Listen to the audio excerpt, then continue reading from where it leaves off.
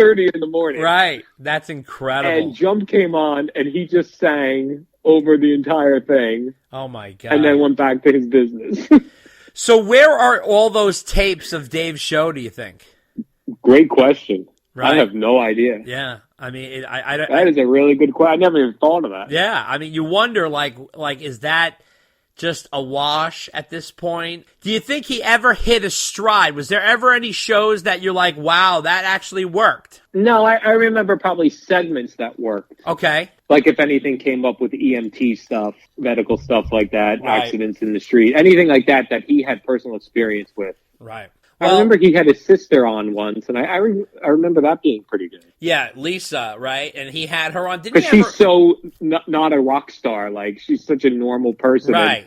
To think, like, this woman grew up with this brother who then became, in the MTV era, like, there was no one higher up than David Lee Roth. Yeah, he was like, he was the king of the castle there. I mean, he was, Yeah, he did great videos. Yeah. He was icon. He still is, and it really is wild. So now, was it wild when you went with Boomer to go see Van Halen in concert? That must have been trippy. Yeah, because they were, and we were sitting really close. Okay. So they kept thinking, oh, Dave's going to see you, Dave's going to... Now, luckily, we know from performers telling us that they can really barely see beyond row one because of the lighting. Right, of course. But I remember this guy, he was, did the whole show shirtless. He was shredded. I know. Like, I'm like, this guy is a nut. Yeah. Like, he was ripped. Yeah. And I remember being awesome. Like, it was a great And let me tell you something. How about the fact that past that, in his 60s, he ended up getting a bodysuit of tattoos after that. So if you take off his shirt now, guy's 65 years old, he's still ripped, takes off his shirt, he has a body suit of tattoos that he got in his 60s. Unbelievable. Yeah. I mean, he's a wild man. I mean, he is a wild man. Yeah, he certainly is. And can I give you one more quick story? Oh, please do. Go ahead. Please Absolutely. And it didn't fit in with any of the other questions. Oh, no, go ahead. One Monday morning we came in, and in the studio, the garbage was overflowing. Now, I've worked in radio my whole life. This is a normal thing. Radio stations are cheap, and they don't pay for cleaning services to come in on the weekends. Wow. So Dave said, Al, the garbage is filled in here. And I go, yeah. I said, Rita. I said, this is radio, Dave. I said, they're cheap. They don't want to. No one will pay. He took the lid and he threw the garbage can lid at my feet. Oh my God! And I was pissed. Right? He didn't hit me, but he angrily threw the lid at my feet, and I walked out, and I didn't speak to him the rest of the day. Wow, that's wild. The next day, his manager, Matt, came in the morning and always came in and shook my hand. He came in the next morning and shook my hand, and there was cash in his hand. He shook my hand and he said, Dave apologizes. Wow. For yesterday. There were 10 brand new $100 bills. Wow. Jesus. 10. They're like fresh from the bank, never touched before. Wow. You could throw that at my head anytime if you want to give me that. That's unbelievable. And so now, is it true that he ripped down the wall to open up the windows or something to get the light in the studio? Is that true? He did want the light. Yes. Yeah. Howard had a wall built over the glass because really, I guess the E-show had done it. They couldn't have for lighting, right? The glass. Right. Yeah. He did have that pulled down. Right. Or maybe he had a whole glass put in. He may have ripped the wall down to put glass in. Okay. To look out the window. Yes, that was a thing. What, did he ever put sand on the floor? No. Okay. We had heard that rumor. And also, I heard he was so against air conditioning. Is that true? Well, another fun story. Okay. We were supposed to inspect the studio. This was Howard's last studio at K-Rock. It was the E studio. It was the big, beautiful studio that you remember. Yeah. So it was supposed to be me, Tom Chiasano, and Dave just to look through the studio to see what he wanted to keep or what he wanted to change or that sort of thing. So Dave gets there early and is already in the studio when I walk in, and Tom isn't there yet. And Dave is reaching up to the ceiling and like fibrous material is breaking up. Right. Like it's, he goes, you see this? We're breathing this in. I said, I go, that is, I do see that. I go, that's strange. I said, Howard is, a hypochondriac. Right. I said, he pointed right at my face and he goes, Howard Stern is a masturbating monkey. Oh my God. Oh boy. Angry. Like he was pissed. Little taste of Dave. Like, and then Tom comes in and he's like, how's it going? I was like, oh boy, it's gonna be a long day for him. Wow, unbelievable. Is there any other pearls that you can lay upon us? Any other ones that come up? Those are the ones I have. Okay. The masturbating monkey, the $1,000 for the garbage can lid. Wow, nice. Yeah. Do you think he paid you for that? Because like you were just like, you know what, I'm not putting up with that kind of BS, and maybe he respected you for that? Maybe. Or maybe he just thought that was a really jerky move, and maybe, again, this was now the start of another week of stress and people being mad at him and things. So, I don't know why he did. Now, at the time, I wasn't sure if you were allowed to accept money like that. Yeah, right. Of course. So I didn't accept it right away, but Matt would not take no for an answer. Oh, wow. They're like, I will force it into your pocket. Like, you are taking this money. So I remember I did go to management and I said, this happened, and then Dave gave me money. I said, what should I do with it? They're like, keep it.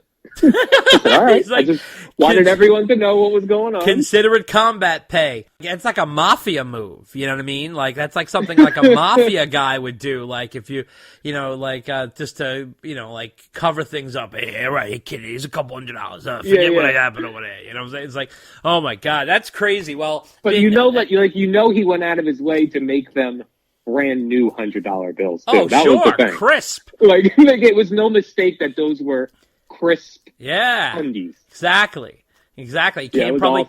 Probably came out of the kitty from the US Festival, right? He just had him lying in the drawer there. In the club days, we had to play top 40 to get to gigs, and it was impossible for me to emulate these records. I could not make, for the life of me, I tried so hard to make the songs we had to play, to make them sound like the record.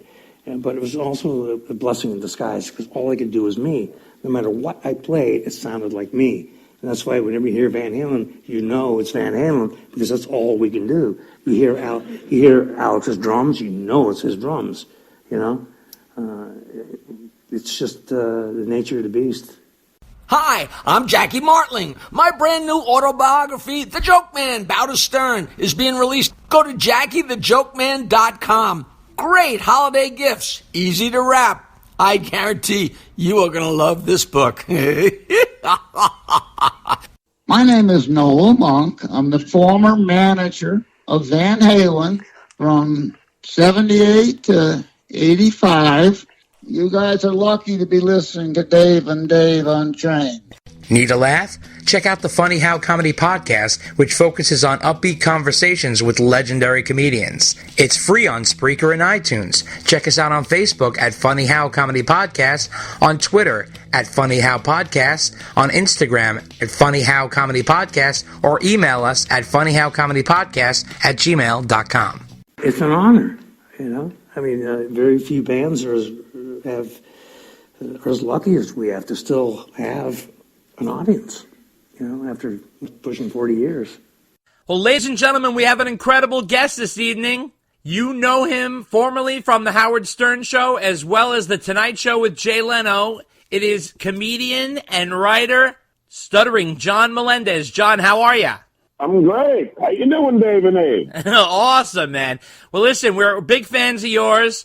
John he's probably the most entertaining interviewer in the face of the earth. His famous interviews from the 90s and early 2000s on The Stern Show, and then all his work with Jay Leno. John is a huge Van Halen fan and has had all kinds of escapades with the band, and we wanted to interview him about his experiences. John, tell me, when did you start getting into Van Halen? It's so funny because as a guitar player, I remember, because I had a band I played in high school in North Massapequa. Right. And I was a guitar player, and the other guitar player in the band, when the first Van Halen album came out, and we heard Eruption, I had just assumed that he had to be on some delay box, something. How could this guy be doing this with a guitar? Right. It's just unheard of. Right. And it was like, I just could not understand how somebody could be that great.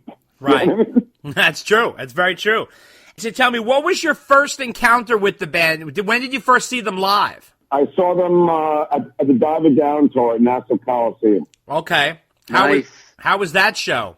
It was awesome, but I had the cheap seats. Right. So I was all the way away, but I was watching Eddie, and I was watching like everything he did, even though it was so far away, about how he got to make the sounds that he got. And there are a lot of things that I learned just from just watching him, you know? That's right. Well, John also put out a couple albums as well. One of my favorite songs of yours is The Place. I used to sing it to my kids when I used to rock them to sleep. I still love that song, but both of John's albums are fantastic. The one called Stuttering John, and then what is the other one called? Everybody's Staring at Me or something? Everybody's normal but me. Everybody's normal but me. That's it. Everybody's normal but me. Right.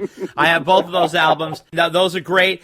So tell me, when did you first meet the band? Well, I just want to tell you something else. Oh, go ahead. In my bedroom, like in high school at my mom's house, like I made a collage on my bedroom wall of all my favorite guitar players. Right. And it had Eddie and Randy Rhoads in the middle because they were my two favorite guitar players, only because I've never seen guitar players do what they were doing. Right. Like, are you guys guitar players? No, we're neither guitar players, but we're just huge enthusiasts of guitar players. We listen to a lot of guitar. We don't play, though. Yeah, okay, because I play, and it's just like, it's watching, like, if you're a basketball player, watching Michael Jordan going, oh, my God, how is he doing that? You know? How would you compare Randy Rhoads to Eddie Van Halen? A lot of people pit them against each other. How would you compare the two?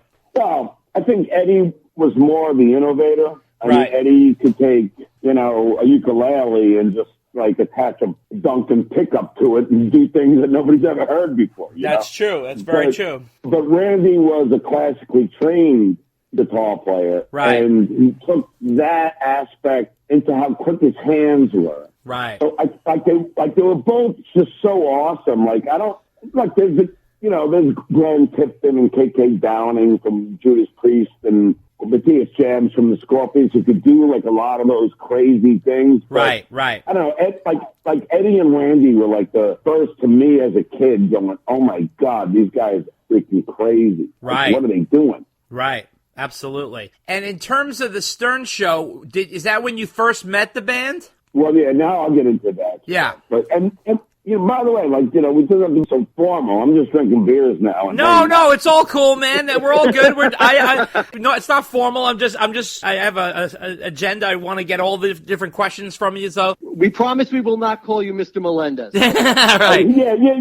Please don't. I mean, I prefer Dickhead over Mr. Melendez. No. I was going to call you Mr. Stuttering Dickhead, but okay. Either way is cool. Oh, how dare you. All right, very good. Thank you, John. I appreciate you being flexible that way. So I would assume you probably met Dave first, right? No, I'll tell you. Okay. Now, I mean, just, now that I made it a little bit more relaxing for me. Right. It was really hard for me. I interviewed Van Halen at the MTV Music Awards, I think in '92. Right. And I said, Eddie, since you named your son Wolfgang, will you be naming your daughter Coyote Face? I remember that. And he got really mad, and it was so hard for me because this is like my idol. Right. Literally. Right. They say you don't want to meet your idols, and I had a mixed kind of reaction. Right. Because when Van Halen played on the Stern Show, Eddie was there, and he was so nice to me. He came up to me and goes, John, man, I'm so sorry. I want to apologize to you. If I would have known that was you at the MTV thing, I would have been so much cooler. And I'm like, Eddie, it's all cool. Because, me, I'm like, wow, he knows my name, and I'm talking to my idol. Right, of course. But he was so drunk that it was like, wow, man, this guy is, really drunk. And it was kind of, you know what I mean? It's like, it was great to have it, but it was also like, wow, man, this This guy's drunker than I am. I remember when you were asking the questions to him back in '92. I remember like Howard had harped how you didn't